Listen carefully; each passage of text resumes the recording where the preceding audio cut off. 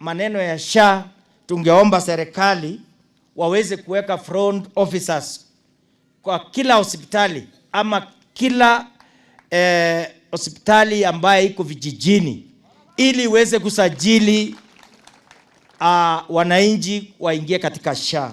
Na SHA usidanganywe, ni wewe na SHA, sio wewe na mwanasiasa, sio wewe na mtu ako na pesa, ni wewe na SHA, ili iweze kukusaidia hapo mbele wakati unapata homa, uweze kujisaidia ukienda hospitali. Kama ukilaswa, serikali inakulipia pesa kiwango fulani, na pesa kiwango fulani unaweza kulipa.